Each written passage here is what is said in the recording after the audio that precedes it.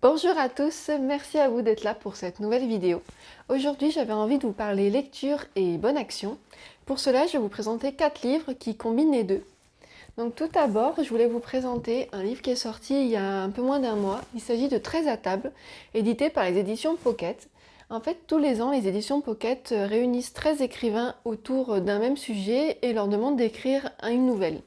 Donc dans celui-ci, en fait, vous avez donc 13 écrivains avec notamment Philippe Besson, Maxime Chatham, Éric Giacometti et plein d'autres qui ont écrit une nouvelle autour du premier amour. Donc c'est une belle cause, ils font ça quand même pour les Restos du Cœur, à savoir qu'un livre est égal à 4 pas. Donc voilà, ça permet de financer 4 pas pour les personnes qui en ont besoin. Donc j'ai lu ce livre assez vite, les 13 nouvelles se lisent rapidement. J'ai eu un beau coup de cœur pour celle... Ah, bonjour Batman!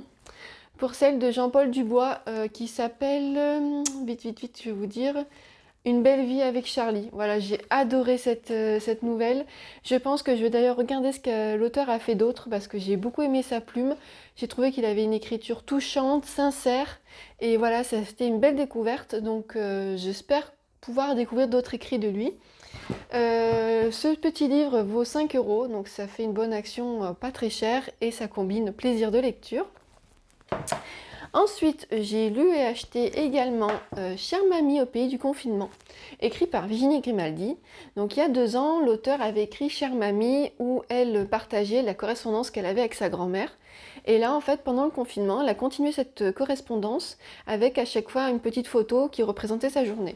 Et donc c'est ce qu'elle a retranscrit dans ce livre. Donc vous avez le Polaroid et un petit texte.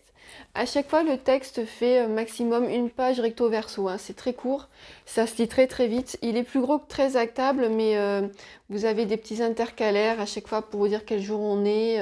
Donc voilà, ça se lit très vite. Et en fait, les bénéfices de la vente de ce livre seront versés à la Fondation Hôpitaux de Paris, Hôpitaux de France pour soutenir les soignants. Donc voilà, c'est là aussi une belle action à faire. Il n'est pas très cher, il est à 5,50, donc c'est aussi une belle petite action à moindre coût, on va dire. En ce qui concerne la lecture, j'ai bien aimé, ça se lit assez vite.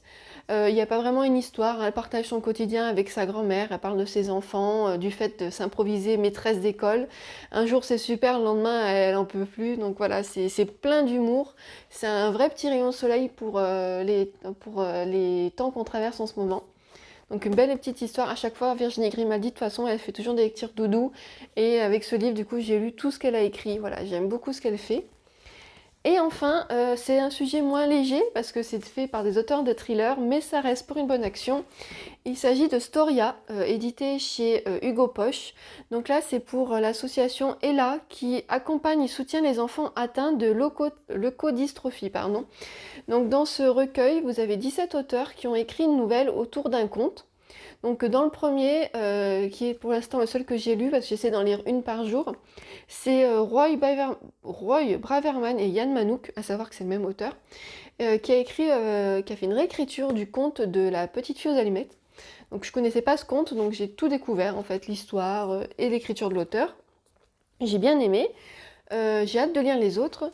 Vous avez des auteurs comme Nicolas Beuglet, il y a Vincent Houi qui a écrit Le Tricycle Rouge, Jérôme Loubry, Momalo, donc voilà, il y a quand même des pointures du thriller. Donc je me dis que ça peut être de très bonnes découvertes, parce qu'il y a pas mal d'auteurs que je n'ai pas lus.